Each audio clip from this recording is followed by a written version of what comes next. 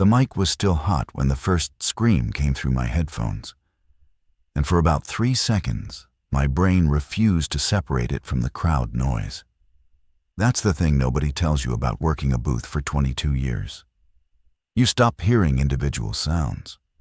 70,000 people stops being 70,000 people and becomes a single texture, a wall of breath and shoe scuff and vendor calls and that low oceanic hum that never fully stops. The sound a stadium makes the way a forest makes a sound, without anyone meaning to. You learn to read it the way a sailor reads water.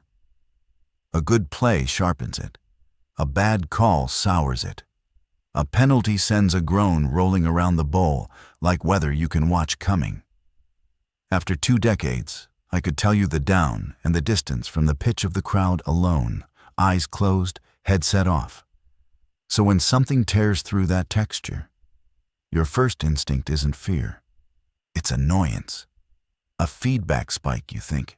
Somebody's kid got hold of a handheld down in section 114. A monitor's gone hot in a luxury box, and an engineer is already cursing his way toward it with a roll of tape. After enough years, the brain files every strange sound under maintenance before it ever lets you consider catastrophe. I leaned into the angled glass and looked down at the field, and the players had stopped moving. Not slowed, stopped. 22 professional athletes standing flat-footed near the 50-yard line. Helmets all turned the same direction the way a herd turns when something shifts in the tree line. Every one of them facing the mouth of the east tunnel, where a man in a yellow security windbreaker was running out onto the grass with his arms wrong. That's the only word I had for it in the moment. And it's still the truest one I own. His arms were wrong. They swung too loose from the shoulder, like the joints had quit holding him together. Like a marionette being worked too fast by hands that didn't know the strings, and he was coming fast. Faster than a man that size had any business covering ground. His head lolling and snapping back upright with each stride. He hit the nearest player from behind, and they both went down hard onto the painted grass. And the player did not get back up the way people get back up. There was no scramble in it, no bounce. None of the practiced way an athlete protects himself going to the turf. He just folded under the weight and stayed folded. My color analyst, Denny, said into his mic, "What in the hell is that?"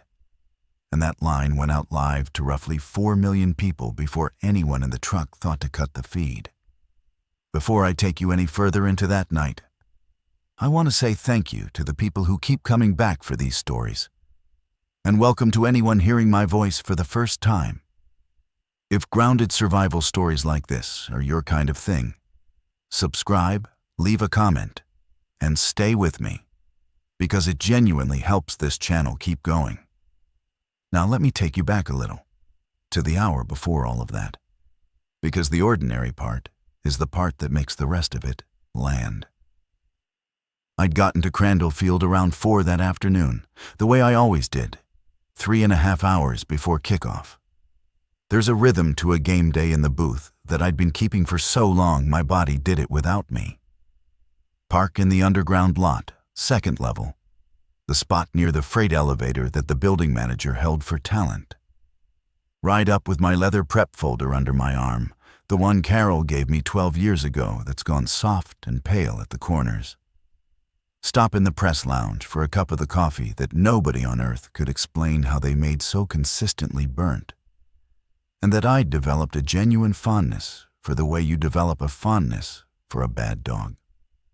The lounge had been half full of the usual crews, beat writers hunched over laptops, a radio guy doing his pre-game rid into a foam-wrapped mic in the corner, the catering kid restocking the cold case with the little plastic-wrapped sandwiches. Denny found me in there, the way he always did, and dropped into the chair across from me with 2 of those sandwiches and that grin he wore when he had a story. He had a soft, round face. Denny, the kind that made strangers trust him on sight, and a habit of cleaning his reading glasses on his shirt while he talked, even when they were already clean. He told me about his daughter's under-12 soccer team. Same story he told me every single week. The one where she scored on her own net and then laughed so hard about it, she had to sit down on the field while both teams stood around, not knowing what to do. I laughed in the same place I always laughed, at the part where she sat down. And he looked pleased, the same way he always looked pleased, because Denny was a man who needed very little from the world and gave a great deal back to it. And I have never stopped thinking the world came out poorer in the exact exchange that took him. "You watch the news driving in?" he asked me, around a mouthful of sandwich. I told him I hadn't. Told him I'd had something on the radio and changed it. "Something downtown," he said. "At the county hospital. They've got it cordoned off," they were saying. Some kind of, I don't know. They kept saying containment. He shrugged, and his glasses fogged a little from the coffee steam. "Probably a chemical thing. Spill in a lab. You know how they get." I did know how they got. 30 seconds at the top of the hour, the word containment. Residents asked to avoid the area. And then traffic and weather. I told Denny it was probably nothing. And I believed it the way you believe a thing you'd prefer to be true. The county hospital is a little under 2 miles from Crandall Field. A straight shot down Vesper Avenue, maybe 7 minutes when the lights cooperate. I want you to hold that number, because for most of that night, I told myself 2 miles was a long way, a comfortable buffer, a moat. And for most of that night, I was wrong in a way that was already, quietly, walking up Vesper Avenue toward me in the dark. We rode up to the press level together at 6, in the dedicated elevator with the key switch and the board attendant on his stool. A heavy-set kid named Reuben, who always had earbuds in and always pulled one out to say hello to Denny, never to me, which I respected. The booth was just as I'd left it the week before. A long, narrow room behind a single sheet of glass, tilted forward at the top so the booth lights wouldn't bounce back into our faces during the night game. 2 seats for talent, me on the left, Denny on the right, the way it had been for 9 years. A long counter cluttered with monitors, my spotter's board where I tracked substitutions in grease pencil, because I have never once trusted the broadcast graphics to be right. 3 headsets, a tangle of audio cables zip-tied into something like order. 2 water bottles I set out the way I always set them out. Let me set the rest of the floor under you, because the geography of that night mattered more than anything else, more than the science of what those people became. And if you don't see the building the way I came to see it, you won't understand the choices I made, or why the choices that should have saved me were the ones that nearly killed me. The press level is the highest enclosed deck in the building, roughly 140 feet above the field, high enough that the players look like figures on a tabletop. And the ball can be genuinely hard to track against the green under the lights. To get up to us, you take that dedicated elevator from the loading concourse, or you climb. There is exactly 1 stairwell that serves the press level. A gray concrete spine running the full height of the building. Switchback flights with steel handrails painted that institutional gray that's identical in every stadium and hospital and parking garage in the country. With heavy steel fire doors at every landing. And those doors lock from the stairwell side. It's a code requirement and a crowd control measure both. They keep ticketed fans from wandering up into the press and luxury levels during a game. A man standing in the stairwell cannot push a landing door open and walk out onto a restricted floor. But a man already on a floor can always shove through into the stairs. Hold on to that, the direction of it, which way the doors give. It is the hinge the entire night swings on. And I did not understand it until it was nearly too late to use. Behind our chairs, a door out to a short hallway.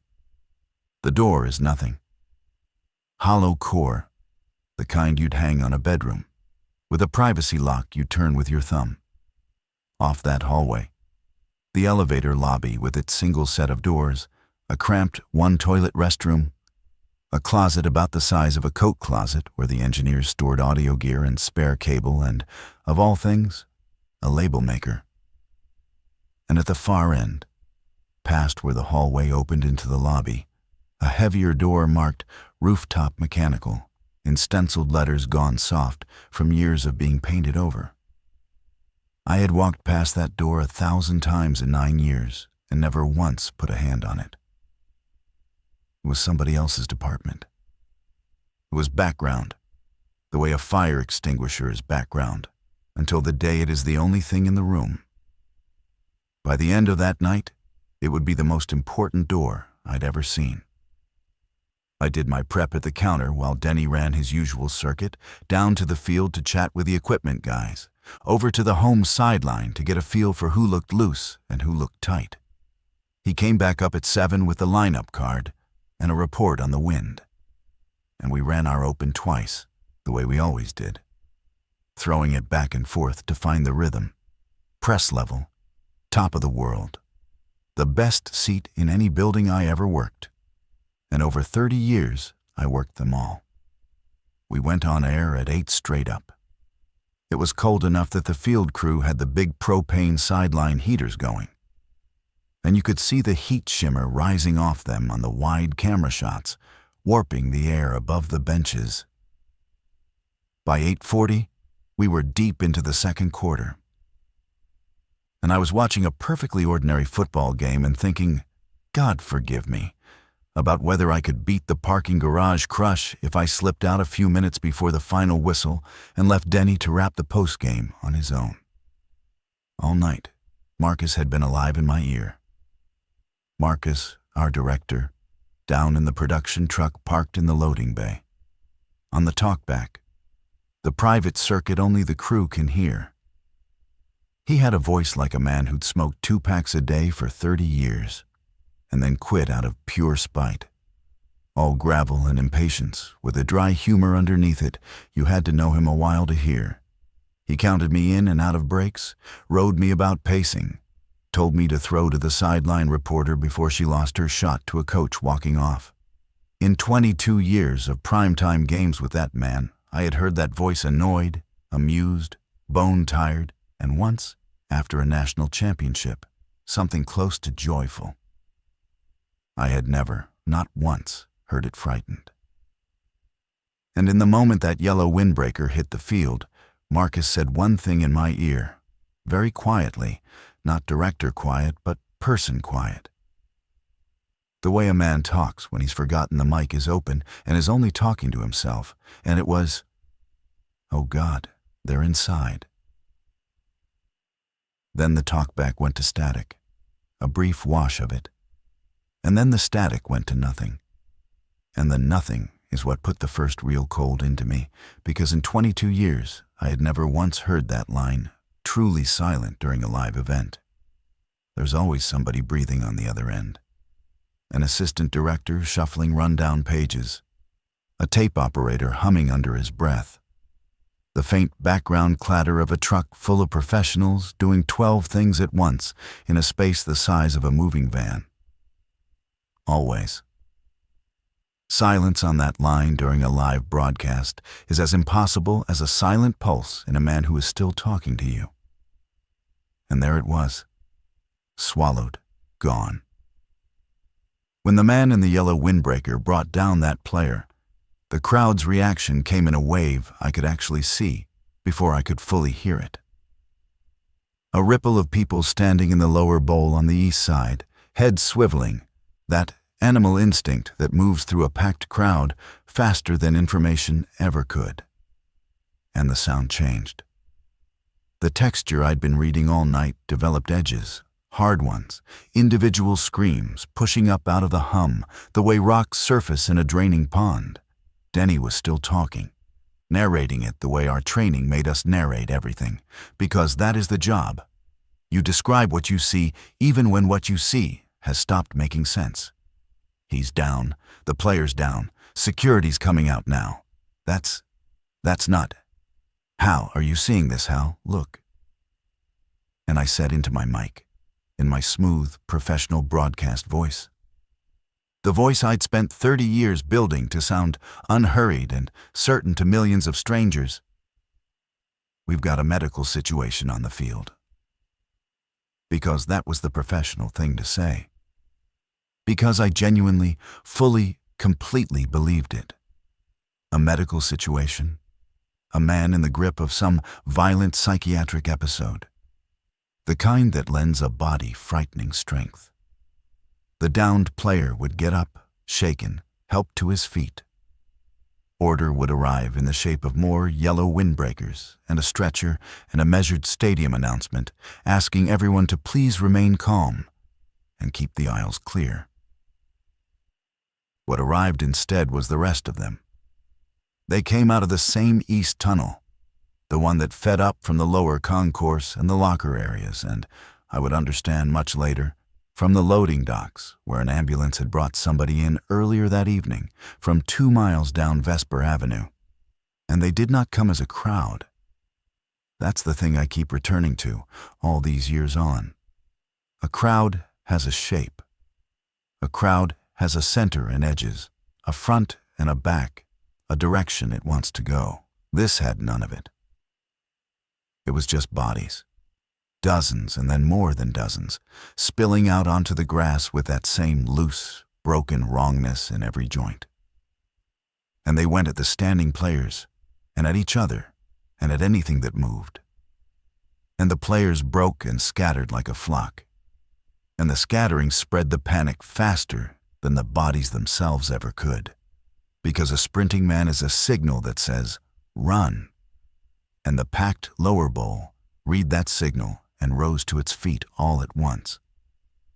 Within maybe 40 seconds, the entire east lower bowl had become a single screaming organism, trying to climb up over its own back to get away from a field it could no longer get away from fast enough.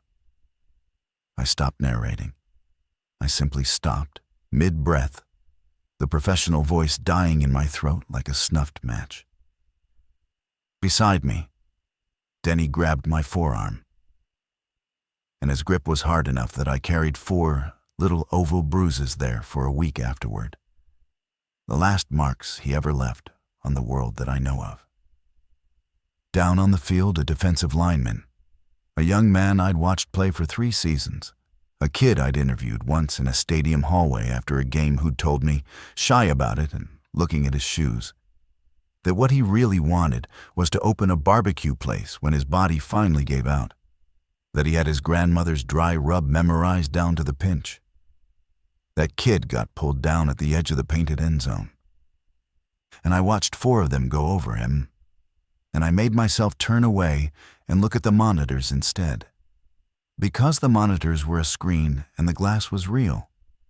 And somewhere past 50, a man learns there are certain things he cannot afford to keep in his eyes if he intends to keep using his hands.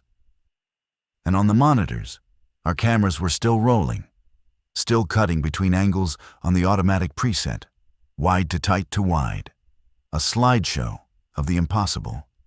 And that's how I knew with certainty that the truck was truly empty, because no human director who ever lived cuts to a placid wide crowd shot in the middle of that.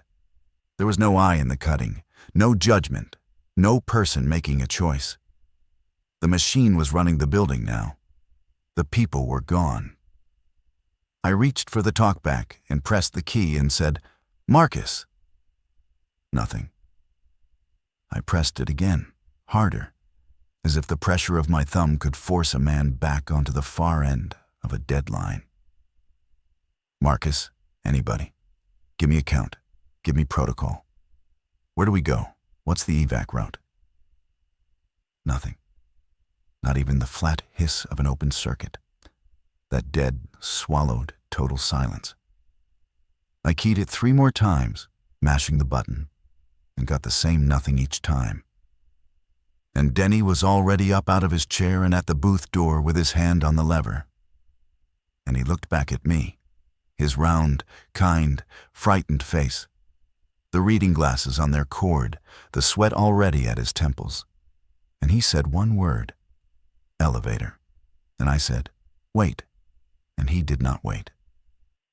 That is the first decision I want you to sit with, and I want to be honest with you that it was his and not mine, because I've spent a long time making sure I do not quietly steal it from him and carry it as my own guilt to nurse. He made the human choice. The elevator was how we came up, and the elevator was how we went down every night for 9 years. And in a crisis, the body reaches without thinking for the door it already knows. I would very likely have done the same if I'd been the one nearest to it. He went out into the hallway, and a second later, I heard the elevator call button chime. That ordinary, domestic, 2-note chime. The most normal sound in the entire world. And I heard Denny say, "It's coming up." And there was relief in his voice, the specific exhausted relief that makes a man stop thinking for a moment. The relief of a plan that appears, against all the evidence around it, to be working. I came out into the hallway behind him. The hallway was still normally lit then, bright fluorescent, the floor gleaming the way the night crew kept it. The brass arrow above the elevator doors was counting up the way it counted up every night. 11, 12. The press level was 14, 13.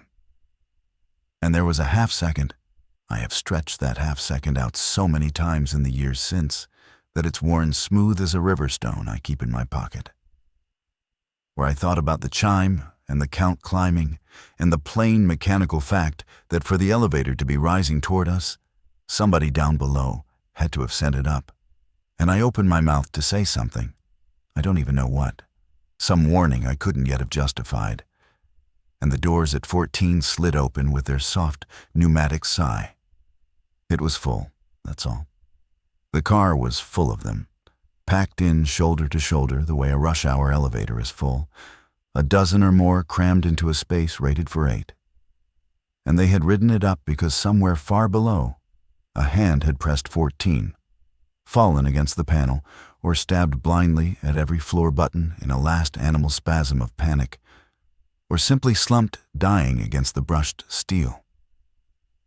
And the car had obeyed, the way machines obey, with no idea on this earth what it was carrying. And the doors opened, and they came out into our bright little hallway the way water comes out of a tip bucket. No decision in it, no intent, just spill and weight, and that loose, terrible, jointless momentum. I want to tell you I pulled Denny back. I reached for him. I swear, before God, I reached for him. I lunged, and my fingers closed on the back of his jacket, the slick nylon of the windbreaker he always wore in the booth because he ran cold even in summer. And the fabric slid clean through my fingers because he was already moving the wrong way, toward them, in that frozen quarter second where the brain has not yet repainted the picture, where the eyes are still seeing the rescue elevator they wanted, and the mind has not yet caught up to the horror standing inside it. I got back into the booth. I do not remember deciding to. The body decides in moments like that and explains itself to you later, if you live long enough to be owed an explanation. I got the booth door shut, the hollow core door, the bedroom door, with its little thumb-turn privacy lock, the kind of lock that exists only to keep a janitor from walking in on a private interview. And I turned it, and I put my full weight back against it. And through that door, I heard my color analyst of 9 years stop being a person. It did not take long. I am not going to describe it for you. And I want you to understand that is a choice and not an inability. You do not need it, and I will not hand it to you. I'll tell you only the single thing I learned in those seconds that I have carried every day since, because it turned out to be the most useful and the most terrible piece of knowledge I took out of that building. The worst sound a human being can make is not a scream. A scream still has a plan inside it. A scream means there is still a self in there somewhere, still reaching outward for help, still doing the most fundamentally human thing there is, which is to call out to others. The worst sound is the one that comes after the plan is gone. It has no shape and no direction, and no hope anywhere in it. And once you have heard it, you understand, with a finality you can never undo, that the screaming was the good part, the part where they were still trying. Then it stopped, and there was wet, shuffling movement in the hallway, and weight came against the wood at my back, and I held the door. I stayed there with my heart going so hard I could feel it in my teeth, in my fingertips, in the bad knee folded awkwardly beneath me on the carpet. And I did the only useful thing my body would let me do, which was count, because panic is just attention with nowhere to go. And I've spent 30 years giving my attention a job, whether or not I felt like having one. So I counted the door. Hollow core, bad. It would stove in under any real sustained impact. Thumb turn lock, almost decorative, but engaged, and engaged was something. The hinges. I twisted my neck to check and felt a flood of stupid, childish gratitude. The hinges were on my side. They could not pull the pins and lift the door out of its frame, even if they had possessed the wit to try, which I was already beginning to suspect they did not. The frame was wood, screwed to a steel stud, and it would not hold against an organized push. But I was learning, in real time, with my spine pressed to the evidence of it, that organization was not their gift. They did not push. They leaned. They drifted and collided and slid along the wall and turned blindly toward a sound, the way a field of sunflowers turns toward light. They had no plan. And a door with no plan working against it is a door that holds. And right then, the loudest thing on the entire press level was on the other side of that door, where Denny had been. So that is where they stayed, milling and leaning and bumping the wood with a softness that was somehow worse than any battering would have been. I slid down the door to the floor, spine braced against it, and made myself breathe, in for 4 counts, out for 4. The same trick I'd used for years before going live on a big game when my mouth would go to paper and my hands would want to shake under the counter where the camera couldn't see. And I made myself look at the room I was trapped in, really look at it, take its inventory, name its contents. Because a man taking an inventory is a man who is not screaming. And I needed very badly not to scream. What I had. A long, narrow room, maybe 25 feet by 10, with one full glass wall facing a 140-foot drop to a field full of the dead, and one hollow wood door holding back a hallway full of the same. 2 monitors still glowing, throwing pale gray light across the cluttered counter. A 3rd monitor dark. A headset still hanging around my neck, the foam earpieces still faintly warm. The talkback dead. But the broadcast circuit, I checked it without quite deciding to. The way your tongue finds a sore tooth, I keyed my main microphone out of pure spinal reflex. A gesture as automatic as breathing after 30 years of it. And the little red tally light at the top of my monitor came on. On air. The program feed was still flowing. Whatever had failed in the truck, whatever had emptied it, the signal was still climbing out of Crandall Field and going wherever the network routed it, 4 million households deep. I had a microphone that reached more people than live in some countries, and a phone in my pocket showing a single bar that came and went like a candle flame in a draft. I tried the phone first, of course. Anyone would. I called my wife, Carol, and it dropped straight to a fast, busy signal. The all-circuits overloaded tone I hadn't heard since the last time the entire city tried to call each other at once, after the earthquake 6 years back. I called 911 and got a recording, an actual recording. A calm, pre-taped woman's voice telling me my call was important and asking me to please stay on the line. And somewhere in the building below me, there were no doubt thousands of other phones, pressed to thousands of other ears, hearing the exact same words in the exact same instant. I held that line. I wedged the phone between my ear and my shoulder, the recorded woman thanking me for my patience on a loop, while the city ended on the other side of the glass. And then I keyed the broadcast mic. I do not fully know why in that first moment. Habit, partly. 22 years of a single instinct welded straight to my spine. When something is happening, you describe it. You fill the silence. You never let a moment pass unnarrated. But underneath the habit was something colder and more honest. And I'll be straight with you about it, because the whole night turns on this, and I refuse to pretend I was a nobler man than I was. I keyed that mic because if 4 million people were watching, then 4 million people knew where I was. The truck was empty. The talkback was dead. Nobody at the network was driving any part of this anymore. But the signal was still going out. A river of sound leaving the building. And a river of sound leaving a building is a thing somebody, somewhere, might trace back up to its source and come and stand beside. So I talked. I dropped into the lowest, calmest register I had. The voice I kept in reserve for 2-minute warnings and overtime drives. And I said, "My name is Hal Brennan. I'm in the broadcast booth at the press level of Crandall Field." The press level. It's the top enclosed floor of the building, the highest deck there is. I am alive. I am not infected. And I am trapped in the booth. If anyone watching this can reach emergency services, tell them this exactly. The press elevator opens directly into the hallway right outside this booth, and it is not secure. The infected are in that hallway. Tell them press level. Tell them the booth. I said it slowly, the way you read an evacuation route aloud to frighten people, with little gaps between the phrases so the words would land. I said it twice through.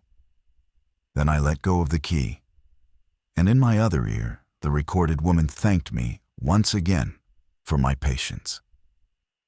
That was the beginning of the broadcast that, depending entirely on who you ask, either made me briefly famous or got a great many of the wrong people very interested in my exact location. I would key that microphone perhaps 40 times before the night was through. And every single time I did it, it would cost me something I did not yet understand it would cost. Here is the first thing it cost, and it taught me the one rule the whole night would run on. The single law those things obeyed. Sound brings them. I'd keyed the mic and spoken, and the small monitor speaker on the counter, the one that lets you hear your own program return, your own voice bounced out through the network and back home again with a half-second delay, was switched on, turned low, where it had sat all night so I could ride my own levels.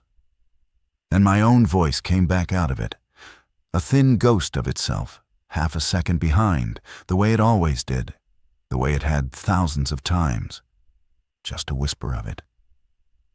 And on the other side of the wood door, the drifting and the leaning changed. It got pitch, it got direction.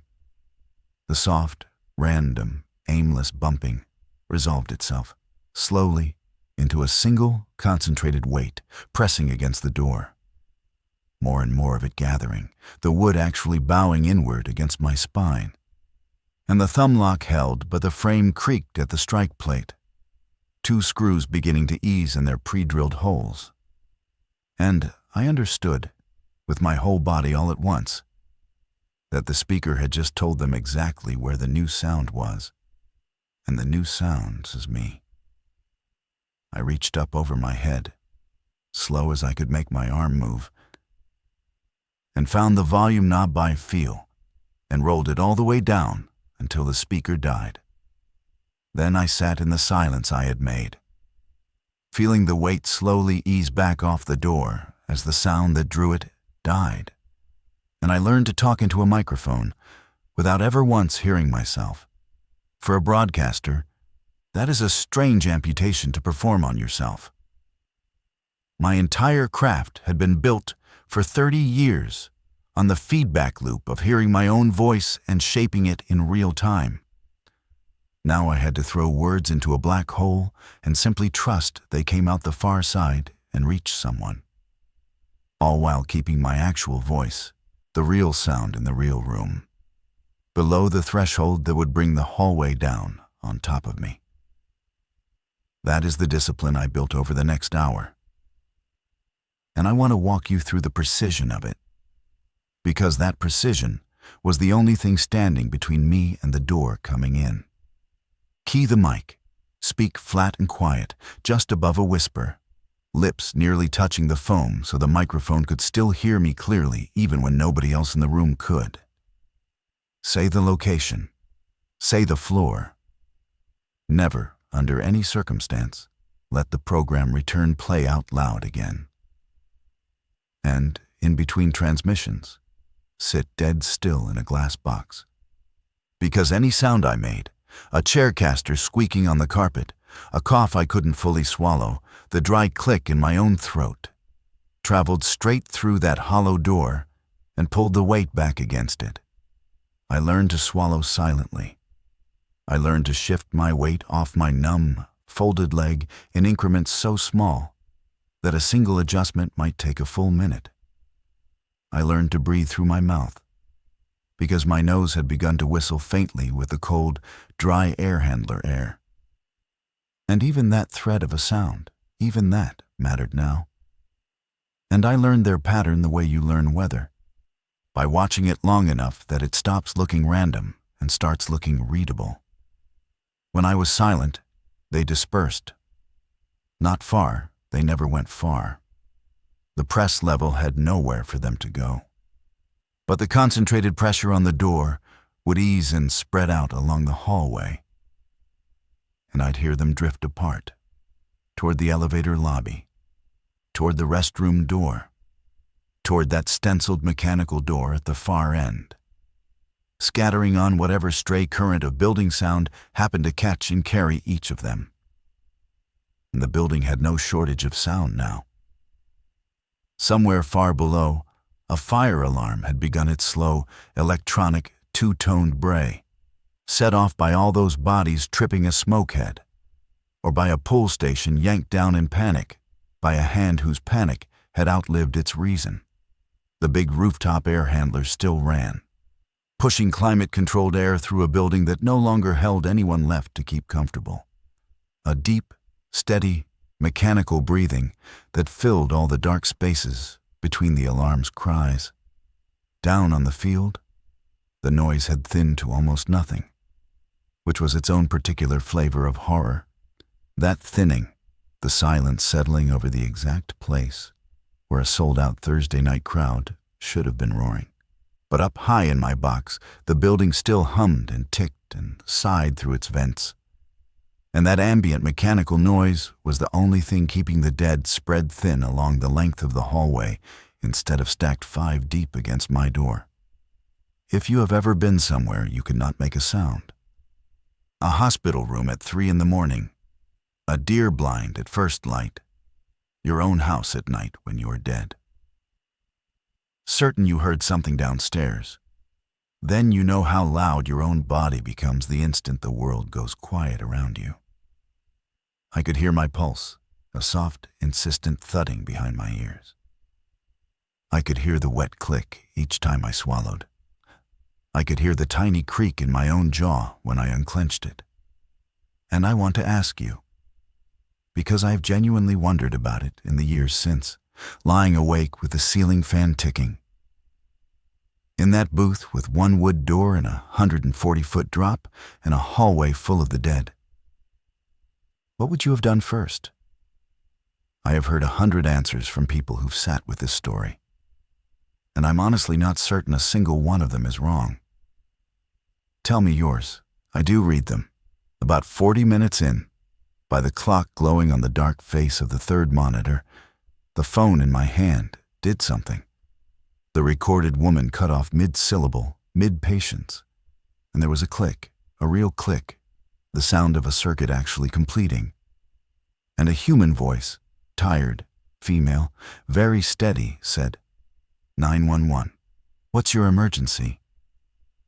And I came nearer to weeping in that one moment than at any other point in the entire night, including the parts that were objectively worse. I told her, fast and low, my mouth pressed right against the phone the way it had been against the mic. Crandall Field, press level, the booth, infected inside the building, not just outside, inside, the whole building. I'm trapped. I'm not bitten. I'm not hurt. There is one door between me and them, and it will not hold forever. She was good. She was good in the specific way that calms you simply by existing on the line.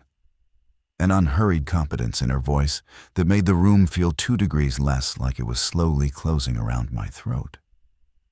She said units were responding to the stadium. "Multiple units," she said. "It's a major incident, sir. We have a lot of resources moving toward you right now."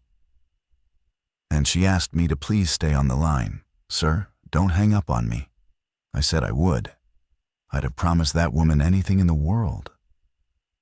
And then she asked me a question that bent the entire rest of the night around itself. She said, "Sir, are you the broadcast? Are you the man on the broadcast?" I said I was. I said, "The broadcast is still going out. The production truck's empty, but the signal is somehow still alive. I've been transmitting my location into it. Are people actually seeing this? Is it reaching anyone?" She was quiet for a second, then 2. It was a silence with a different texture than the dead talkback. A silence with a person thinking inside it, choosing her words, deciding how much to say. Then she said, "We've had a lot of calls about you, people watching at home. Sir, you need to know that." And the line cut. Not hung up, cut. There is a difference, and I knew it in my gut the instant it happened. A hang-up has a click, a clean return to dial tone, a definite end with a shape to it. This was an amputation, mid-word, and the bar in the corner of my phone's screen dropped to nothing and stayed there. A little empty staircase of gray climbing up to a blank. And it would stay empty for a very long time. Because I learned this much later, from the people who pieced that night back together afterward. A cellular tower 3 blocks from the stadium, mounted on the roof of an office building right on Vesper Avenue, went down at right about that moment. Fire or overload or somebody putting rounds into it. I never did get a straight answer. And after that, the only signal leaving Crandall Field was mine, climbing out the hardened broadcast chain on the building's backup power, a one-way river of sound, with no way on God's green earth for anyone, anywhere, to speak back to me. I could speak to 4 million people. Not one of them could send a single word back to me. But I had heard enough. People were watching. People were calling.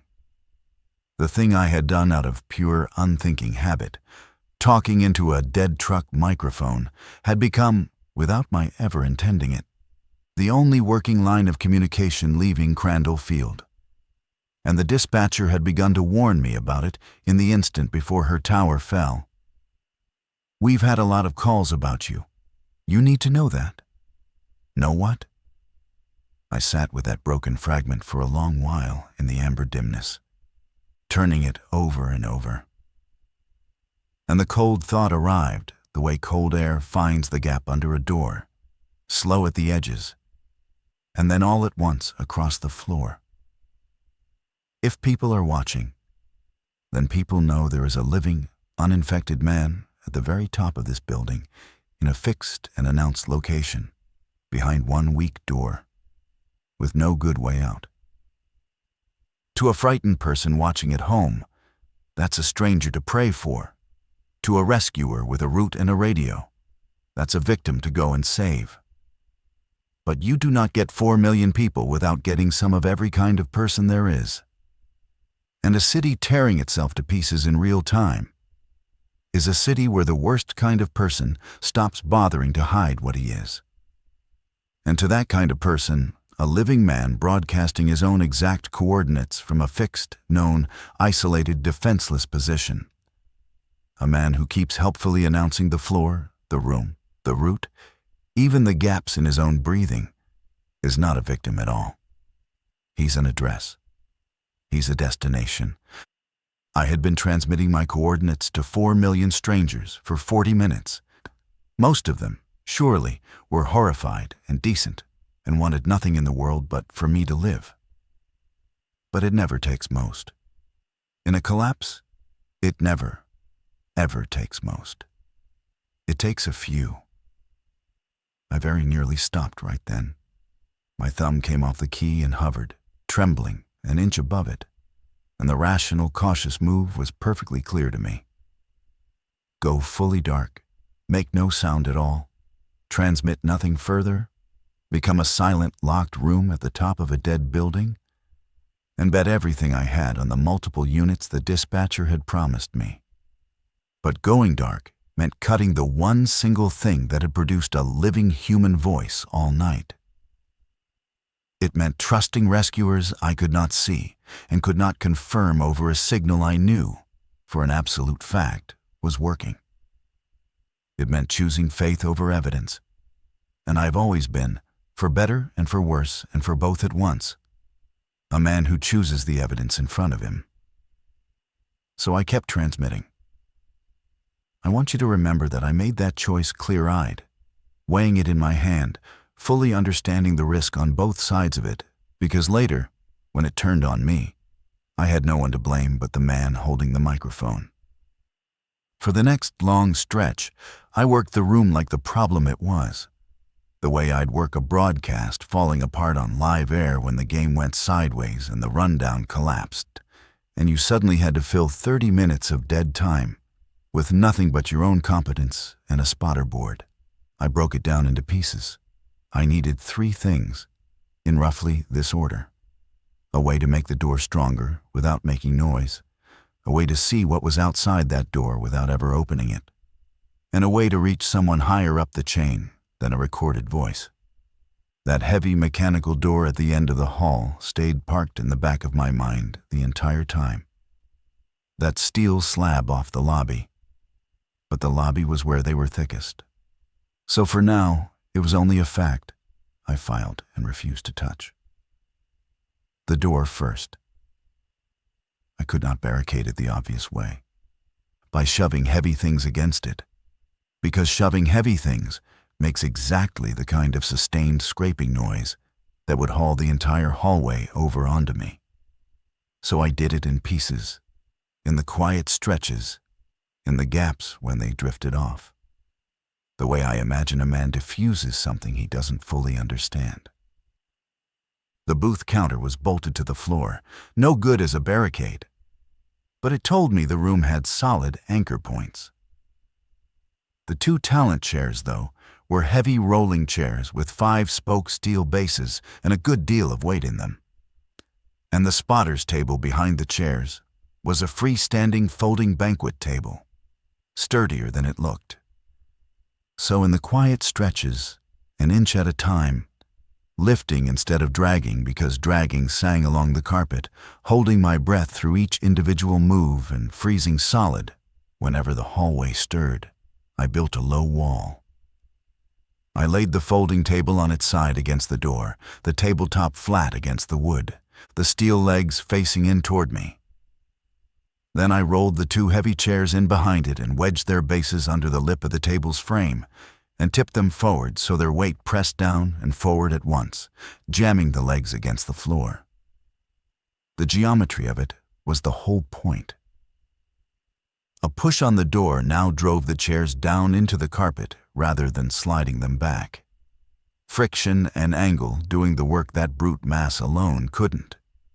It took me the better part of half an hour to accomplish maybe 30 seconds worth of actual furniture moving, because every single time the weight shifted and a chair leg ticked against the floor, I stopped dead and waited. sometimes for whole minutes at a stretch, listening to them gather at the wood and then, slowly, lose the thread of it and ease away again. When it was finally finished, I had a barricade that would not stop a determined living man for 10 seconds. But it would stop the dead, who did not push so much as lean, who never once pulled at all. And I had learned that too, watching the door bow inward and ease back, bow and ease, over and over. They had no hands left worth the name. I could hear it through the door, the soft slap and drag of palms with no grip in them, fingers brushing the wood and sliding off it uselessly. They had weight and blind momentum, and that one single magnetic pull toward sound, and almost nothing else in all the world. A locked door beat them. A silent room beat them. The only thing that did not beat them was a sound they could find and follow. Seeing what was out there came next. And that is where I got my one piece of genuine luck the entire night. The engineer's closet, where there might have been something useful, was out in the hallway and flatly unreachable. But the booth itself had a camera. Every press box in the league has them now. The league put them in years back, after an ugly incident between a reporter and a player that nobody enjoys discussing. A little black smoked glass dome camera up in the rear ceiling corner, fed down somewhere to building security. I had ignored that camera for years, the way you ignore a smoke detector on a ceiling, until the day comes that it is the only thing in the room worth looking at. Now I climbed up onto the counter, slow as cold honey, every joint a potential traitor, and got close enough to read it. The model number stamped on it meant nothing to me. But the thin black coaxial cable running out of its housing and into the wall meant the building ran a closed-circuit camera system. And a closed-circuit system meant monitors fed by a loop of that same cable. Somewhere, and there was a monitor right there in front of me, my own program monitor, with an input selector I had watched the engineers fiddle with 100 times over 9 years. I am not a technician. I want to be clear about that, because what I did next worked partly on luck, and I won't dress it up. But I've spent 22 years sitting 18 inches from technicians, soaking up their language the way you absorb a foreign tongue you never formally study. Just from hearing it spoken around you, in context, year after year, until one day you find you can follow it. I knew that during broadcasts, our truck tapped into the building's in-house camera loop to grab arena shots, fan cams, scoreboard cuts, wide shots of the bowl. I knew that tap came in on a specific input on these monitors. So I climbed back down, and I found the source button on the front bezel. And I started cycling through the inputs in the dark, watching the screen flicker from black to color bars to snow and back. And on the 4th or 5th press, the screen filled with a black and white grid. 16 little cells, security cameras pulled from all over Crandall Field. And I sat down hard on the floor of that booth and looked at the inside of the dying building laid out in surveillance gray, like God's own worst dream rendered in 16 panels. The concourses were carpets of slow movement, the low camera frame rate making it all stutter and smear, dreamlike and wrong. The lower bowl was mostly still now, with shapes drifting through the aisles. The field, I made myself look at the field, I felt I owed it that much, was a slow churn of pale windbreakers and torn jerseys, hundreds of them by now, drifting in the no pattern I had come to know so intimately through one hollow door. And in the upper left cell of that grid was a camera aimed straight down a gray concrete stairwell. And on the landing, it showed the press level landing, my floor. I knew it by the painted numbers stenciled on the block wall. The stairwell was empty. Empty. Clean. Not one single body in it. The steel fire door on that landing had done precisely what it was built and engineered to do. It locked from the stairwell side, so the dead out my hallway could never push through it into the stairs. And the dead in the stairs, had there been any, could never have gotten out of them onto a floor. The whole gray spine of the building, sealed off flight by those one-way fire doors, had stayed clean from the roof to the street. The stairwell was the single, uncontaminated path from the very top of Crandall Field all the way down to the ground. And I was standing on the wrong side of the one door that mattered. That discovery landed in my chest like a swallowed stone, heavy and cold and final. Because it cut both ways at the very same instant. There was a way down. A clean, body-free path from my floor to the street below. And to reach it, I had to cross the most dangerous 12 yards in the entire building, out the booth door, down the hallway thick with the dead, to a steel door that locked from the one side I was not on, without making a single sound. In a corridor where my only neighbor for the past hour had been the thing that used to be Denny. I keyed the mic. Low, flat, slow, each word given its own space. To anyone routing responders to Crandall Field, the press stairwell is clear. I say again, the press stairwell is clear, top to bottom, no infected in the stairs at all. The steel fire door at the press level locks from the stairwell side. If a team can reach my floor through that stairwell, the door will open from their side, not mine. The infected are out in the hallway and the elevator lobby on this level. The stairwell is the safe approach. The stairwell is the way up. I said it 3 full times, as clearly as I have ever said anything in my entire life. And I had not the faintest idea on this earth whether one single living soul heard a word of it. Then I selected the stairwell cell and blew it up to full screen. That one camera, that one empty gray landing. And I watched it the way a man lost in the dark watches the last match he is too afraid to strike, because if anyone at all, came up those stairs, that landing was the place I would see them first. I'm going to tell you about the next hour exactly the way it happened, in the exact order it happened, because the order is where the cruelty of it lives. The first thing was the lights. The building's main power had been failing in pulses for a while now. I had been watching cells of the camera grid wink out and stutter back, the images rolling and tearing across the screen. And at some point, a transfer switch buried somewhere deep in the building's mechanical heart made its decision and threw the entire place over onto generator power. And half the cameras died for good. And the booth's overhead lights dropped from their normal brightness down to a single, dim, amber emergency strip running the length of the ceiling. In that brown-out dimness, the great sheet of glass in front of me changed its whole nature. All night, it had been a window, a wall of black with a dead field beyond it. Now, with the room gone darker than the night outside it, the glass became a mirror. And I could suddenly see myself in it, hanging there in the dark. A gray-faced man in a quarter-zip pullover, sitting on the floor of a glass box, hair stuck flat to his forehead, eyes pulled too wide. And behind my own reflection, faint and doubled, the churning field 140 feet down below. I have never, in all my life, wanted less to see my own face than I did in that moment. And I shifted myself along the floor until the angle broke, and I was only a shadow again.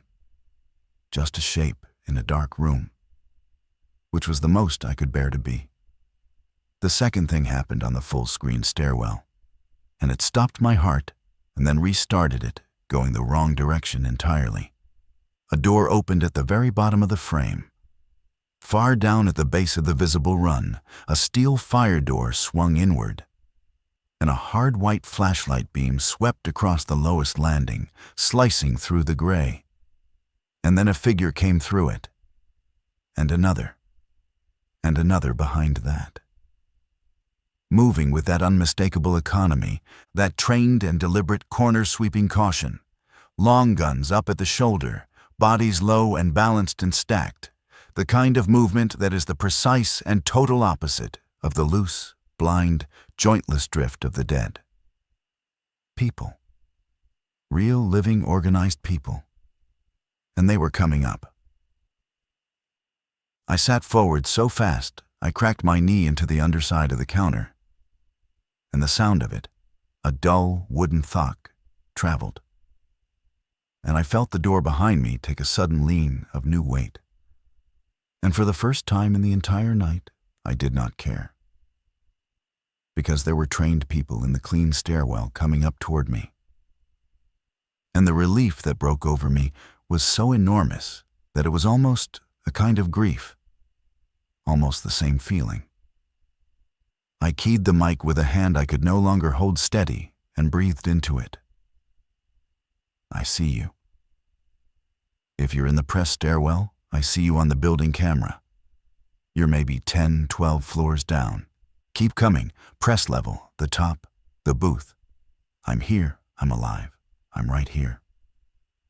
I knew, even as I was saying it, that they almost certainly could not hear one word of it. That I was talking down a one-way pipe into a room with no speaker. But I had to. There are things a man says because not saying them would be its own small kind of dying. They came up steady, flight by flight, vanishing off the top edge of one camera and reappearing on the next as the system handed them up the height of the building. I counted 4 of them. 4 men with full gear and long guns and helmets, moving like a single careful animal with 8 legs. And I let myself feel, for the first time since Marcus said they're inside, something that was not fear. I let myself picture the steel door at my own landing swinging open from their side. I let myself picture open air. And then the midpoint of the entire night arrived. The moment that broke clean through every single assumption I had built up since I first keyed that microphone, and I have never, in all the years since, fully gotten over the shape of it. They stopped. 4 floors below me, by my count of the landings, they stopped on a landing and held their position. And one of them stepped to the block wall and looked up, directly up, not searching, not scanning, but straight at the camera, the way you look at a thing you already know is there and have known about the whole time. And he lifted one gloved hand, flat, palm out, and made a small, slow, unmistakable gesture at the lens. A wave off, a cut sign, a no. And then all 4 of them turned around and started back down. I did not understand. I refused to understand it. I keyed the mic and said, far too loud for the room now, no longer caring about the door at my back. No, I'm above you. I'm higher up, press level. You have to keep coming up. You're going the wrong way. And on the screen they descended, unhurried, no sign at all that they had heard. And one of them paused on the landing they had waved from and crouched down. And with a strange, careful, almost reverent gentleness. The gentleness of a man handling a thing he respects and does not wish to jostle. Set something down against the cinder block wall, low, tucked into the corner of the landing. A small dark shape, squarish, set down with a softness in how he placed it. Then he stood, and the 4 of them went down through the same door they'd come in by. And the steel door swung shut behind them, and the stairwell was clean and gray and empty once again, except for the thing they had left sitting on a landing 4 floors below me. I stared at it. My mind threw me kinder explanations, one after another, and I held each one up against the wave of that gloved hand, and watched each one come apart. They had run low on time. But you do not wave a man off before you abandon him for lack of time. You just go, fast, and let him wonder. They had taken losses, They were too few to come the rest of the way. But 4 armed men who have just climbed 10 flights of stairs do not turn back 4 flights short of the one survivor they came all that way to reach. They had received a recall order, perhaps. But you do not crouch and tenderly set a package down in the corner of a landing on your way out under a recall. You do not place a thing like that carefully, unless the placing of it is the entire point, unless the package itself is the message. It took me a long, sick minute to read the message, and I only got there at all because of the dispatcher's broken sentence, the one I had been turning over for more than an hour now, the one her falling tower had snapped in half mid-breath. We've had a lot of calls about you. You need to know that. You need to know that you are not being rescued. Because here, finally, is what I understood. Sitting in the amber dark with my spine pressed to a barricaded hollow core door.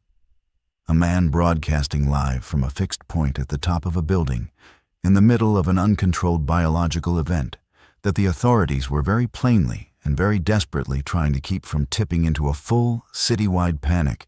That man is not, to the people now in control of this city, a citizen to be saved. He is a leak. 4 million people were watching the inside of Crandall Field through me.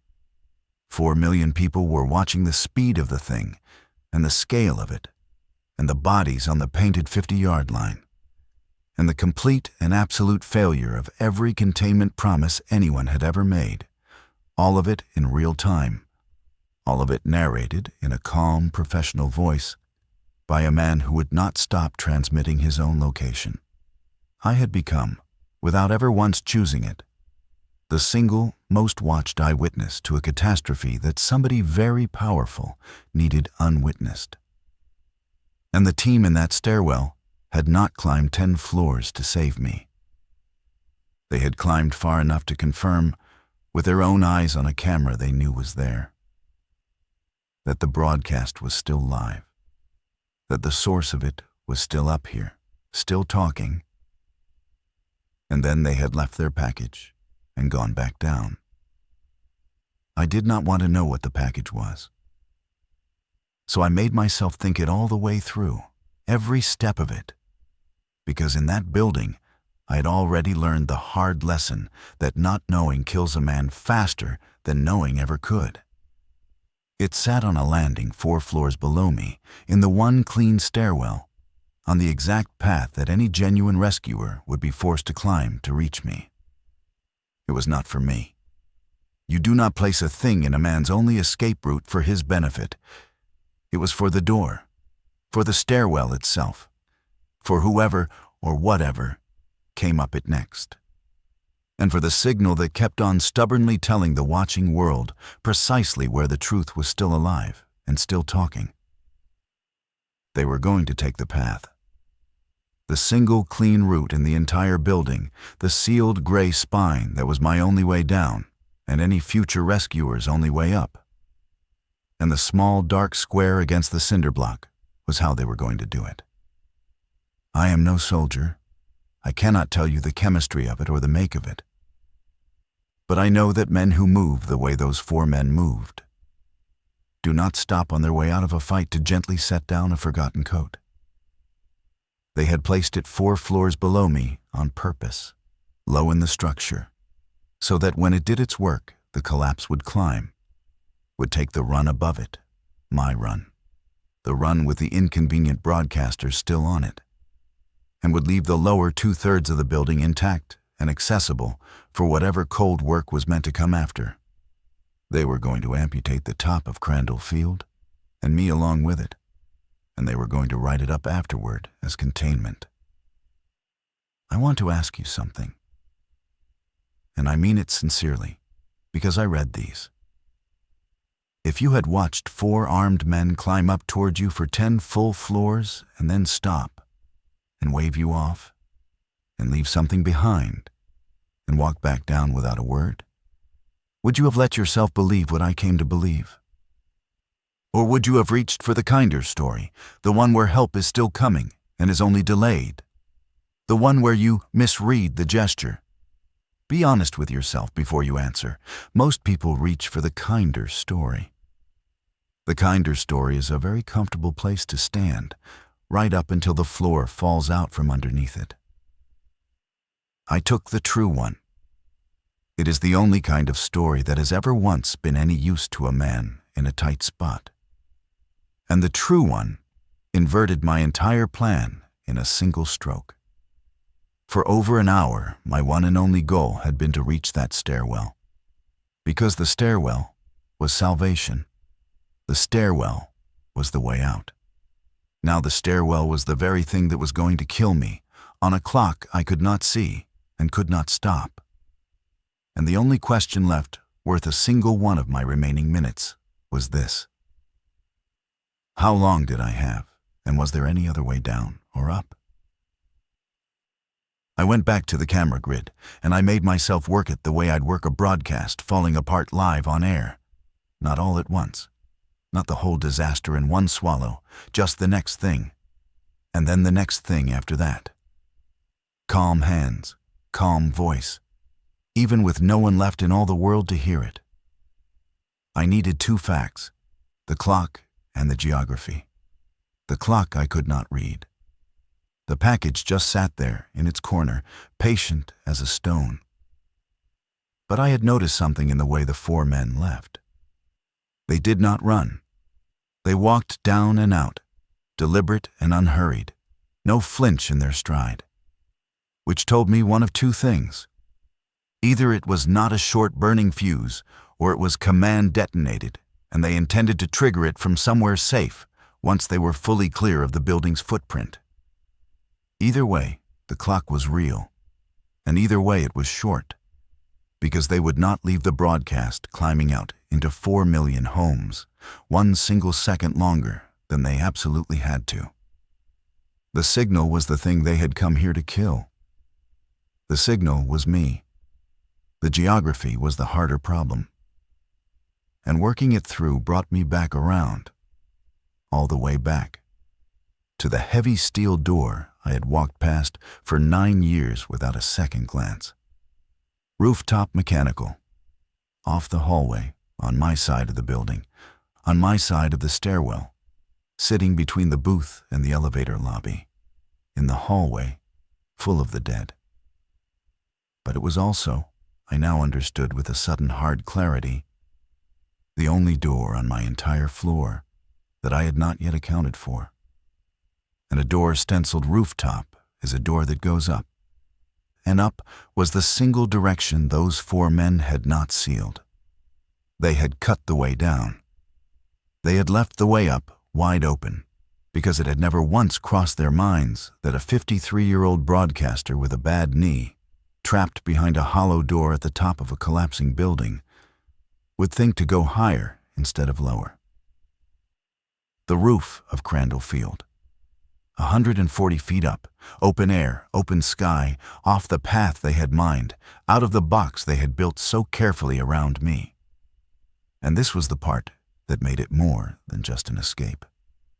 The roof of a downtown stadium in the middle of a citywide catastrophe is the single most visible square acre in the entire city. It is the one place a helicopter can spot a living man waving in its searchlight. It is where every news chopper that would inevitably orbit a stadium full of the dead would aim its cameras out of pure reflex. They could quietly disappear a man in a glass box at the top of a building everyone already assumed was finished. They could not quietly disappear a man standing upright on the lit roof of that same building under a sky full of cameras and witnesses. The roof was not just away from the trap. The roof was the one place left in the world where being seen would keep me alive, instead of getting me killed. The whole logic of the night had flipped, and the roof was where it landed. But to reach that steel door, I had to take my barricade apart and walk out into the hallway, with them, in the brown-out dark, without one single sound. I sat with that for what felt like a very long time, and was probably 90 seconds. And I will tell you exactly how I made the decision.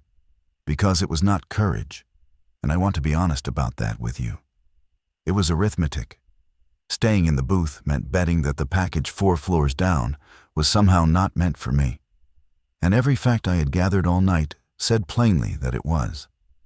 Going out into the hallway meant a near certain encounter with the dead, but the dead I finally, fully understood. I had spent 2 hours with my spine pressed to a door studying them through it. They were blind to everything in the world but sound. Their hands were ruined past use. They were slow to gather and slow to disperse. And they were pulled helplessly, every one of them, toward the single loudest thing in any room they occupied. Which meant I could move them. 2 solid hours I had spent terrified of the one truth that governed them, that sound brings them. And now I was going to take that truth in my hands and turn it into a tool and point it away from myself. I keyed the broadcast mic one final time, and this time I did the thing I had not done since the very start of the night. I reached up and turned the monitor speaker back on, full volume, rolled the knob all the way to its stop. Then I took my phone, useless for calls for over an hour now. But I had been hoarding the battery, the charge still high, and I set it down on the counter right beside that speaker, and I opened the one thing I knew would play loud, and play long, and play from a fixed point that was emphatically not me. The stadium's own pregame hype reel, the 2-minute loop they fire across the great scoreboard before every kickoff. All air horn and crowd roar and a bass drop you feel in your sternum from the press level. It was still cached on my phone from a sponsor promo I had shot that very afternoon, a lifetime ago, in the daylight, back when this had only been a job. I set the file to repeat. I set the volume to maximum. And I did not press play. Not yet. I went to the barricade, and I took it apart in the dark, fast now, no longer caring about the small noises of the chairs and the table, because the noise that was about to fill this room would make all of my hours of careful silence meaningless in an instant. I rolled the 2 chairs clear. I stood the folding table aside against the counter. Then I went and stood at the booth door with one hand on the cold thumb turn lock and the other holding the phone. Its screen the only bright thing in the entire dark room, the green play arrow glowing under my thumb. I looked one last time at the full-screen camera to burn the hallway into my mind. Out the door, then left. Down the long stretch of corridor, the elevator lobby opening up on the right where they stood thickest. The steel mechanical door maybe 20 feet down, past it on the right-hand wall. 20 feet. In the dark. Past where Denny was. The longest 20 feet of my entire life. And I had not yet taken the first step of it. I pressed play on the phone and dropped it on the counter behind me. And the stadium air horn exploded out of the monitor speaker at full volume. A physical wall of recorded crowd roar and bass that filled the glass room and pushed against my eardrums. And through the door, I felt the entire hallway turn toward it all at once.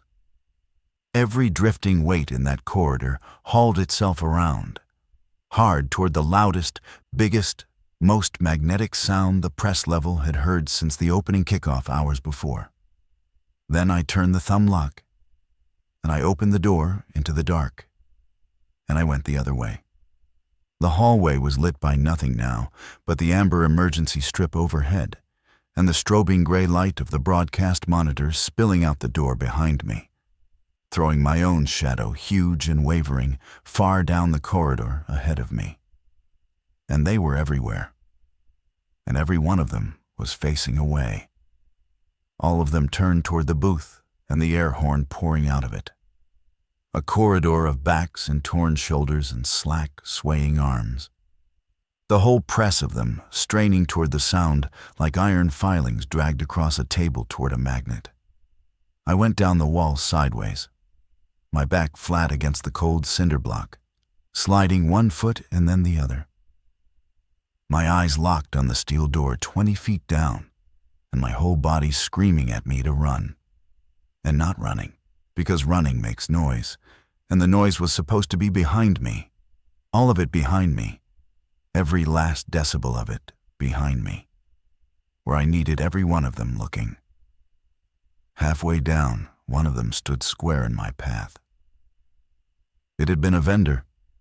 I could see the lanyard still around its neck, the apron, a plastic name tag I would not let my eyes drop to read. And it was turned 3/4 toward the booth, swaying gently in place, close enough that there was no way past it but to touch it. I had perhaps a second to decide, and no time at all to be afraid of the deciding. I put my hand flat against its back, between the shoulder blades, through the thin fabric, and I pushed, slow and steady and even, the exact measured pressure you'd use to guide a stranger ahead of you through a packed concourse. No sudden force in it, nothing to startle. And it gave. It took a shuffling step forward toward the sound, drifting after the air horn like all the rest of them. And my hand came away, and I did not look at it. And I did not let myself think about the temperature of it under my palm until much later, up on the roof, when I had nothing else left to do but think. I reached the steel door, Rooftop Mechanical, the stenciled letters close enough now to read in the amber light. A lever handle, and above it, a deadbolt thumb turn. The thumb turn was the loudest thing in my entire universe as I rolled it back. A metal-on-metal snick that I was dead certain would haul the whole hallway around onto me. But the air horn was still going, still roaring out of the booth behind me. And they stayed locked onto the louder thing, every last one of them. Because in the end, that was the only rule they had, and I had finally learned how to play it. I pressed the lever down. The door was heavy, fire-rated steel, and it dragged on its door sweep. And I had to put my shoulder and my entire weight into it, slow, no slamming. And it swung inward with a low groan into a black concrete shaft. And there, bolted to the far wall, was a steel ladder going straight up into the dark toward a hatch I could just make out as a paler gray square far overhead. I stepped through. I pulled the heavy door shut behind me, easing it the last few inches with both hands so the latch caught soft instead of slamming. And I threw the deadbolt from the inside. And that snick, the inside one, the locking one, was the single sweetest sound I have ever heard in all my life. And in very nearly the same instant, the air horn cut off. The phone's battery, or the loop reaching its end, or my own terror compressing the passage of time. I will never know which of the three it was. And on the far side of that steel door, I heard the entire hallway begin, slowly, blindly, confused, to turn back around and start hunting for the next sound to follow. I climbed. The ladder went straight up through the press level's mechanical chase, a tight concrete shaft, and the dark all around me was full of the building's failing life. The deep vibration of the great air handlers, the hum of conduit running the walls, the slow tick of metal somewhere cooling and contracting. My bad left knee complained on every single rung, and I made it climb anyway, hand over hand, refusing to stop and let the trembling catch up to me. At the top, there was a roof hatch with a simple slide latch, the kind you find on any commercial roof in the country. And I threw it back and put my shoulder up against the hatch and pushed. And it lifted, and cold night air came pouring down over me like water spilling into the shaft. And I came up out of the dark onto the gravel roof of Crandall Field. The cold hit me first. Real cold, October cold, with a steady wind moving across the open roof that the sealed booth had walled me away from all night long. Then the sky, the whole open black sky above me, low cloud lit orange from beneath by the city. And then the city itself, spread out in every direction below the parapet. And the city was on fire in places and dark in others. And between the fires, completely and absolutely silent, the silence of a place that has lost the very thing that made it loud. No traffic, no sirens anymore. Just the wind. And somewhere very far off, a single car alarm running itself down to nothing on a dying battery. And beneath all of it, the deep, total silence of the dead. I lay flat on the gravel for a moment and just breathed real air that no one else had breathed first. Then I made myself get up, because I was not finished yet. And I crossed to the parapet at the roof's edge and looked down 140 feet at the field, that pale, slow, churning floor of windbreakers and torn jerseys. And I understood, standing there in the wind, that I was balanced on the very lid of the trap I had just crawled up out of. And the only thing left in the world to do was to be seen. That is when the booth blew. I felt it before I heard it, a hard punch up through the gravel and the soles of my shoes, the whole roof flinching under me like a struck drum. Then the sound of it, a flat, deep crump from inside the building below, felt as much as heard. And down the face of the building, a long section of the press-level glass blew outward in a glittering sheet that caught the orange firelight as it went, turning end over end the whole 140 feet down to the field. And I knew. I knew in my body before my mind could find the words for it. The package had not been only 4 floors down, or the 4 floors had only ever been the start of it. They had waited. They had waited to confirm that the broadcast went dark. And when my phone finally died on that counter and the air horn cut out, and the signal stopped climbing out of Crandall Field into 4 million homes, they had read that silence the only way it could possibly be read. The broadcaster is finished, the source is gone, and they had brought the press level down with the booth in it. And if I had stayed behind my barricade trusting the kinder story, I would have been inside that glass box when it came apart. The broadcast was over. And here is the thing I carried up out of that building that night, and have never once set down since. The broadcast, the live mic, the 4 million watching, the signal that had made me valuable enough to come in a race. That same exact signal, at the very end of everything, was the thing that saved my life by telling them I was dead. The transmission that had marked me for killing went dark at the precise instant I left it behind on that counter. And a dead man at the top of a collapsed building is a man nobody ever comes back to check on. They got their silence. They simply got it from the wrong room. I sat down on the gravel with my back against the steel housing of an air handler, out of the worst of the wind. And I took stock the way I had taken stock all night long, because it was the only thing I knew how to do that kept the screaming at bay. What I had. A roof, open sky, no phone, it had gone down with the booth. No way left to call out, no broadcast, no booth, no Denny, no stairwell. That was gone now. The gray spine of the building opening up somewhere below me. The city dark. And somewhere out there, in all that dark, men with long guns who believed their information leak had been plugged for good, who had crossed my name off some list and moved on already to the next inconvenient signal. But I also had the one thing the whole long night had been quietly trying to teach me. The thing that every official report afterward would get exactly backward. I had finally stopped being the signal.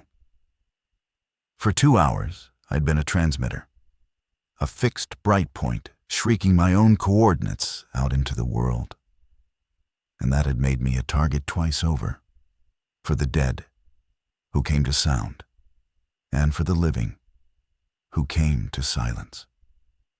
The instant I went dark, I became invisible to both of them at once. The dead cannot find a man who makes no sound. The living cannot erase a man. They are already certain is erased. There is a kind of safety in this world that you can only ever buy by becoming impossible to find. And I had paid for it in full that night, in the only currency the night would accept. What I have never told in full, what I always used to fold up into a single sentence and skip past, is the 3 nights that came after. The roof was not the end of it. The roof was just where the lesson finished teaching itself to me, slowly over those 3 nights. And I think you have earned the long version. So here it is. That first night I did not sleep, and I would not have wanted to. The cold was a living thing on that roof. The wind coming off the river a mile away and finding every gap in a quarter-zip pullover meant for an air-conditioned booth. I learned the roof in the dark by crawling its perimeter on my hands and knees, because standing made me a silhouette against the orange sky and crawling did not. And I had already decided, lying there after the booth blew, that being a silhouette at the wrong moment was how a man like me died now. I found the things a roof has, the air handler housings, big steel boxes warm on their downwind sides where the motors still ran on the generator. A cluster of satellite dishes and antenna masts, the broadcast farm that had carried my own voice out into the world, dead now, swaying faintly in the wind. A low parapet all the way around, knee-high on the long sides, waist-high at the corners. And, tucked against the base of the largest air handler, a steel access panel lying loose, the kind a maintenance man pries up to get at a filter bank. And I set that aside in my mind as the first useful object I had found since the spotter's table. Because a flat steel panel with a lip around its edge is, if you tip it right, a thing that catches rain. Hunger came first, before thirst, the way it always does the first day, before your body recalibrates and stops asking. I went through my own pockets like a stranger searching a dead man. And in the inside breast pocket of my jacket, crushed flat and forgotten since some travel day weeks before, I found half a protein bar in its torn wrapper, gone hard as a roof shingle. I did not eat it. I want you to understand the discipline that came over me up there, because it surprised me as much as it might surprise you. The man who could not stop talking for 30 years discovered on that roof that he could ration half a protein bar across 3 days by an act of pure will, breaking off a corner the size of a thumbnail at dawn and another at dusk and making it last, sucking each piece soft before I let myself chew. Because chewing was over too fast, and the having of food in my mouth was most of what the food was for.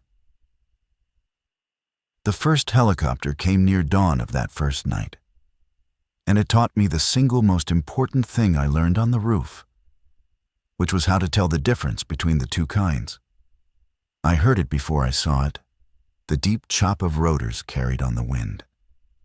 And every cell in my body that had spent 2 hours screaming be seen lit up at once and tried to haul me to my feet and out into the open with my arms up. I got halfway up. And then something stopped me. Some new, colder instinct that had been quietly assembling itself ever since the gloved hand waved me off 4 floors down. And I dropped flat against the air handler and made myself watch instead of leap. It came in low and slow over the stadium, a dark shape against the lightening sky. And it had a searchlight. And the searchlight was wrong. It did not sweep. A searchlight looking for survivors sweeps. It paints big, slow arcs across a surface. It wants to cover ground. It wants to find anything that moves and waves. This light did not want to cover ground. It moved in short, deliberate, probing jabs, pausing on the roof hatch, pausing on the antenna farm, pausing on the dark spaces behind the air handlers, the exact places a man would hide. It was not looking for a survivor to save. It was checking corners. It was a man with a list, confirming an item on it. And the item was a body that ought to be down in the rubble of the press level, and had better not turn up anywhere it wasn't supposed to be. I lay in the black shadow on the downwind side of that warm steel box, and I did not breathe. And the light passed over the housing 2 feet above my head, jabbed once at the shadow I was lying in, found nothing it could resolve into a shape, and moved on. The helicopter made one more slow circuit, unhurried, thorough, and then it tipped its nose and beat away to the south, and the chop of it faded down into the silence. And I lay there a long time after it was gone, before I trusted my own legs again. If I had stood, if I had run out into the open with my arms up, the way every honest instinct in me wanted to, they would not have lowered a line. They would have finished the job the package had started. That was the lesson, and it cost me nothing but a near miss to learn it, which is the cheapest a lesson like that ever comes. A light that sweeps is looking for the living. A light that probes is hunting the inconvenient. And until I could be certain which kind was overhead, the safest thing a man on that roof could be was a part of the gravel. The second day was the long one. The fires across the city had mostly burned themselves down to smudges of gray smoke standing straight up in the windless morning, and the silence had settled into something total, a silence with real weight to it, broken only by the wind when it rose, and twice by the far-off pop of gunfire from somewhere across the river, 2 or 3 shots, and then nothing.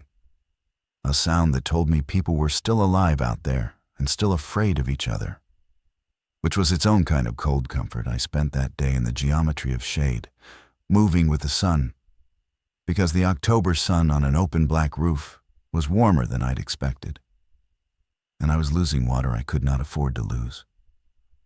I rigged the rain. There was no rain yet, but I could smell it coming.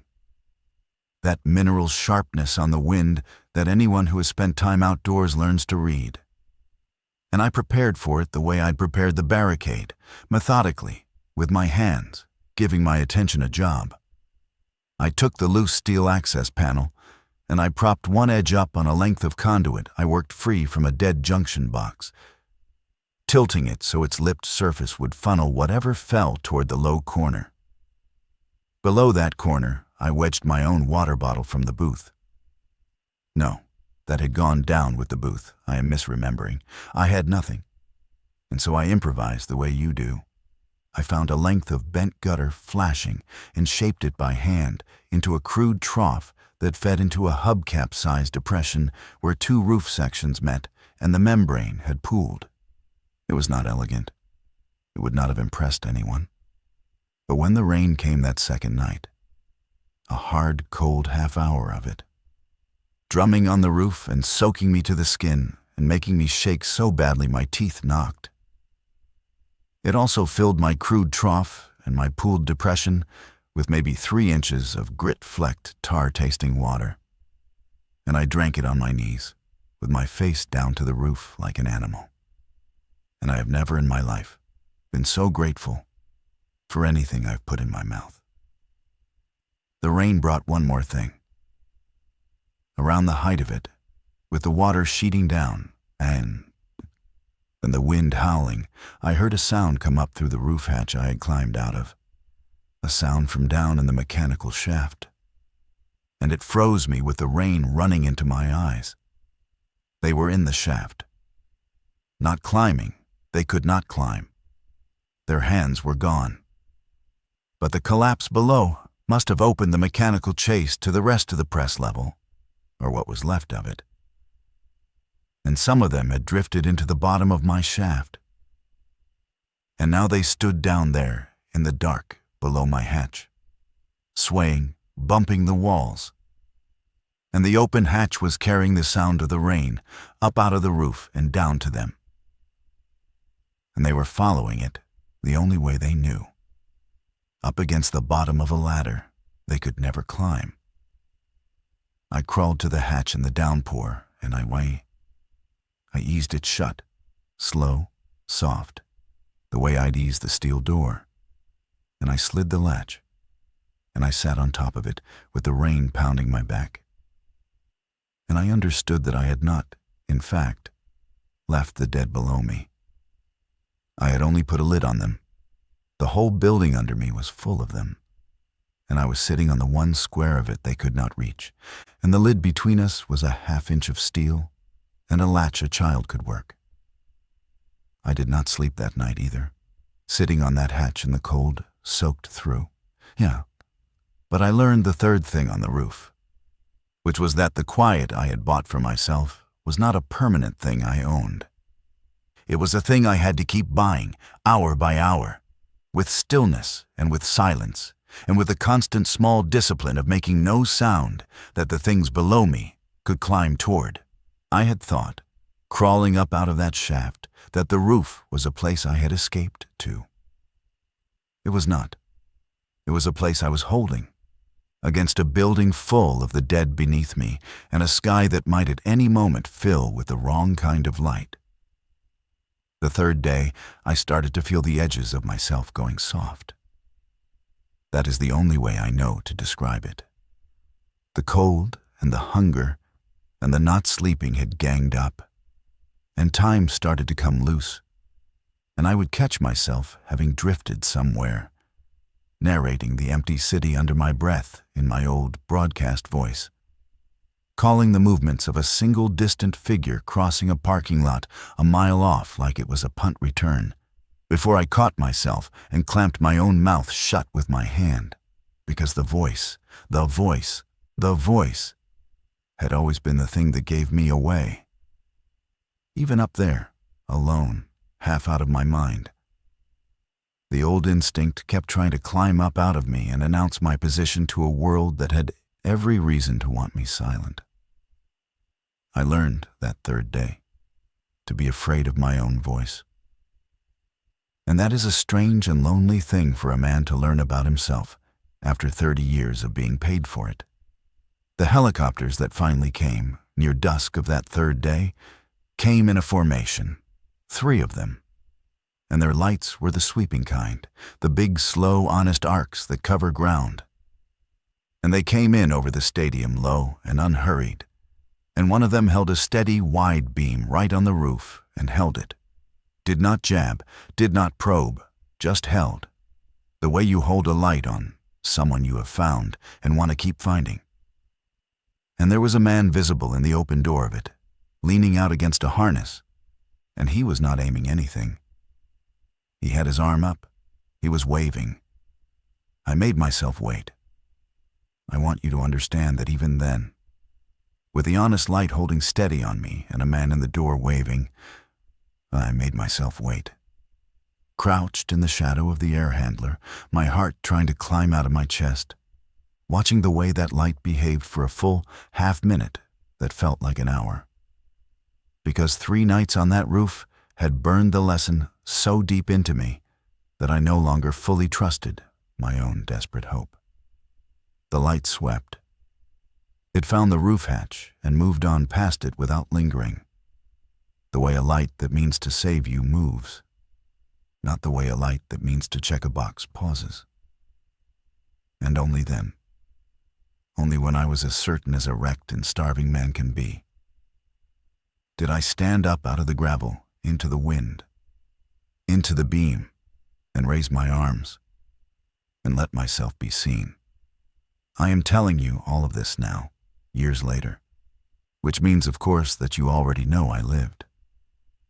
The man in the door was a National Guard search and recovery flight, and they were as surprised to find a living man on that roof as I was to be found, because the building had been marked on their grid as a total loss. Structure compromised, no survivors expected, which is a phrase I've thought about a great deal since, because somebody put that phrase on a map, and somebody had reasons. But the roof was where the lesson finished, and the lesson is the only thing I really climbed all this way up here to give you. For 22 years, my entire craft was being heard, filling the silence, never once letting a moment pass without my voice laid over the top of it, because that was the job. And somewhere along all those years, the job had quietly become the man. On the worst night of my life, that very instinct kept me alive for 2 hours. And then it nearly killed me. And the thing that finally saved me in the end was learning to do the one single thing I had never once been able to do in my entire professional life, which was to shut up, to go dark, to stop being the loudest thing in the building for the dead, to stop being the most watched thing in the city for the living, to set the microphone down and go quiet and disappear into the one place no one ever thinks to look, the very top of the building that everyone has already written off as dead. I think about Denny every single day. The 4 little oval bruises he left on my forearm faded out inside a week, and I was childishly, furiously angry when they did, because they were the last mark he ever made on the world that I had any claim to. And the world took even that back. I think about the kid who wanted to open the barbecue place, who had his grandmother's dry rub memorized down to the pinch, who I never even got the chance to put on air with that story. I think about the dispatcher who got out half a warning before her tower fell, the only person in all that long night who actually tried to tell me the truth, and I hope to God she made it home, though I will never know. And that not knowing is its own small, permanent weight I carry around. And I think, more than I would like to, about the 4 million people who watched me narrate my own near execution in a calm, professional voice, most of them praying for a stranger in a glass box, and a few of them, just a few. But it never takes more than a few. Noting my exact floor and timing the gaps in my breathing. If this is your first time hearing me tell one of these, and you have climbed all the way up to the roof with me, and you are still here in the wind, then stay close, because I have more nights like this one to tell. And the only thing they all have in common is this: the people who lived are the people who learned, sooner or later, the very same hard rule I learned up on top of Crandall Field. If stories like this are your kind of thing, you already know where to be. The signal that saves you is the same signal that sells you. And sometimes the bravest, smartest, most expert thing a man can do with a live microphone and 4 million people hanging on his every word is to set it down, go quiet, and vanish.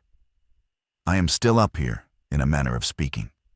I never quite came all the way back down.